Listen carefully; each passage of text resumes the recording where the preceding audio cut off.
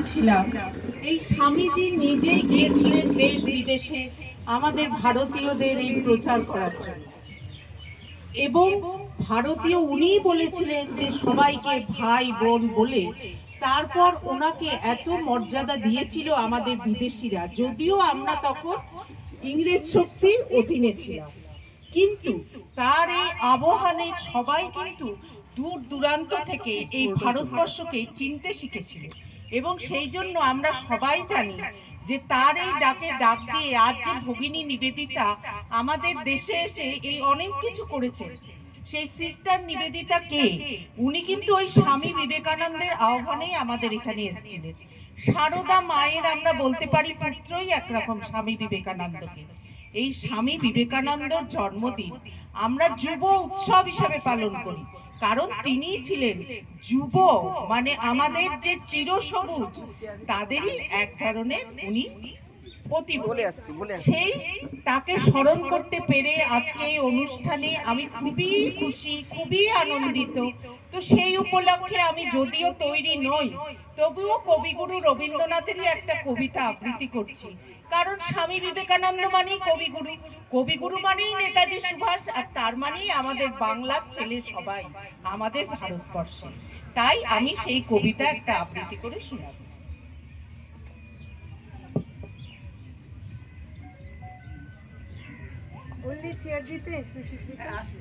সোনার তরী, রবীন্দ্রনাথ ঠাকুর। গগনে গরজে মেঘ, ঘন বর্ষা, কুলে একা বসে আছি নাহি ভরসা।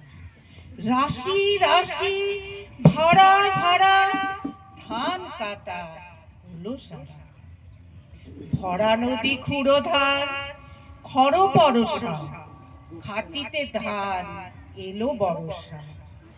একখানি ছোট ক্ষেত আমি একলা, চারিদিকে বাঁকা জল করিছে খেলা। পরপারে দেখি আঁকা তরু ছায়া মশি মাখা, গ্রাম খানি মেঘে ঢাকা প্রভাত বেলা।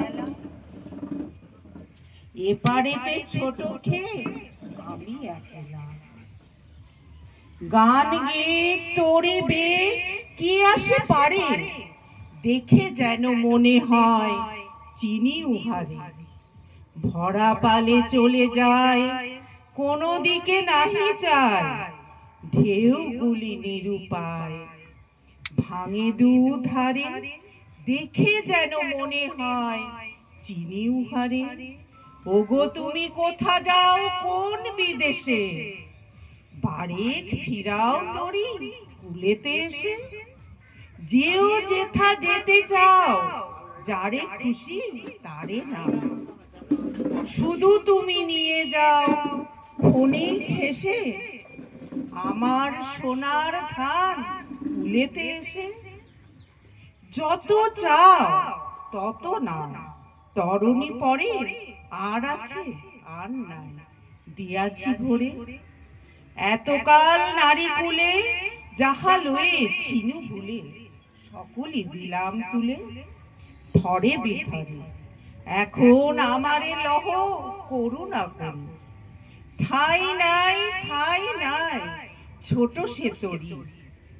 আমারই সোনার ধানে গিয়াছে বড়ি, শ্রাবণ গগন ঘিরে ঘন মেঘ ঘুরে ফিরে, শূন্য নদীর তীরে রহিন উপরে। যাহা ছিল নিয়ে গেল আমারই সোনার তরি। Thank you.